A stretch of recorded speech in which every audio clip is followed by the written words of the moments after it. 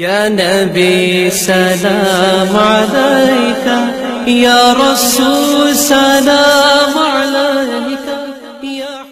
اگر آپ نے ابھی تک ہمارا چینل سبسکرائب نہیں کیا تو ہمارے چینل کو سبسکرائب کر لیں۔ آپ کا یہ سوال کہ کیا وہابی، دیوبندی اور غیر مسلم اہل حدیث وغیرہ سے نفرت کر سکتے ہیں؟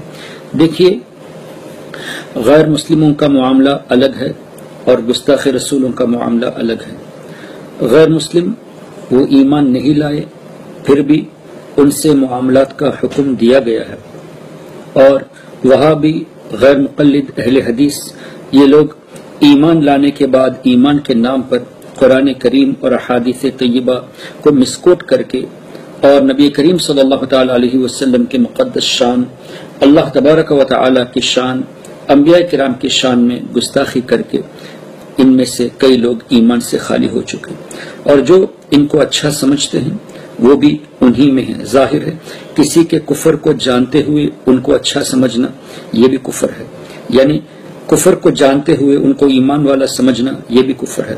تو ان لوگوں سے معاملات رکھنا یہ جائز نہیں، اور ان لوگوں سے نفرت رکھنا یہی ایمان کی علامت ہے۔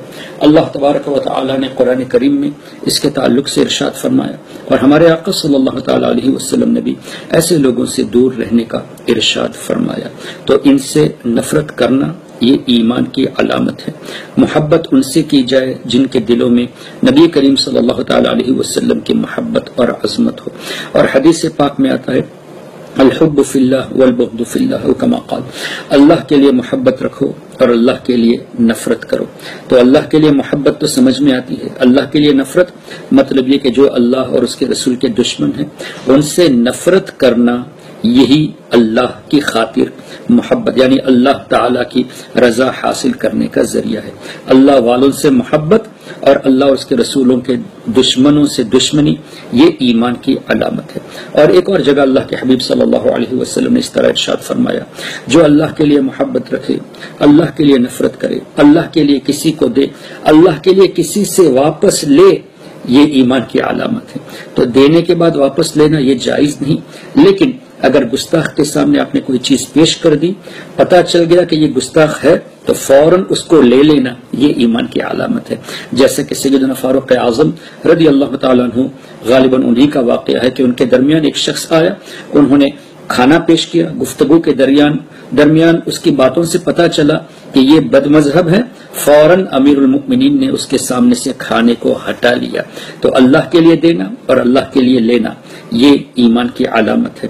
تو الحمدللہ دشمنان رسول سے دشمنی کرنا ہم ایمان کی علامت حدیث طیبہ کی روشنی میں سمجھ چکے۔ اب ایمان کی علامت یہ جب ہو گئی تو اس کے بعد یہ کہنا کہ ہمیں کیوں کسی سے نفرت کرنی چاہیے، کیوں کسی کو برا کہنا چاہیے، یہ قرآن اور حدیث سے دور رہنا ہے۔ دیکھیے حضرت حسان بن ثابت رضی اللہ تعالیٰ عنہ، جو نبی کریم صلی اللہ علیہ وسلم کے مقدس بارگاہ میں نعت پاک پڑھتے تھے، وہ ساتھ ہی ساتھ دشمنوں کا جواب بھی دیتے تھے۔ ہمارے آقا صلی اللہ علیہ وسلم کے سامنے انہوں نے حضور علیہ السلام کی تعریف بھی کی اور دشمنوں کو جواب بھی دیا شاعری میں، اور ہمارے آقا صلی اللہ علیہ وسلم نے ان کے لیے دعا فرمائی، اللہم ایدہ بروح القدس، یا اللہ حضرت حسان کی مدد فرما سیدنا جبریل علیہ السلام کے ذریعے۔ اس سے ایک بات تو یہ پتہ چلا کہ حضرت جبریل علیہ السلام اللہ کی عطا سے مددگار ہے، اور یہ ہمارے آقا صلی اللہ علیہ وسلم نے ارشاد فرمایا۔ دوسری بات یہ کہ اللہ کے حبیب صلی اللہ علیہ وسلم کی نعت پڑھنے والوں کو اور ساتھ ہی ساتھ اللہ کے رسول کے دشمنوں کی برائی کرنے والوں کے لیے جبریل علیہ السلام کی مدد ہوتی ہے، یہ بھی حدیث پاک سے ہمیں معلوم ہوا۔ اب اتنی کلیئرٹی کے بعد کوئی یہ کہے کہ ہمیں کسی کو برا نہیں کہنا چاہیے، جانتے ہوئے کہ گستاخ رسول ہے پھر بھی برا نہیں کہنا چاہیے، وہ اپنے ایمان کی خیر منائے۔ اللہ تبارک و تعالی عقل سلیم عطا فرمائے۔ یا نبی سلام علیک، یا رسول سلام علیک۔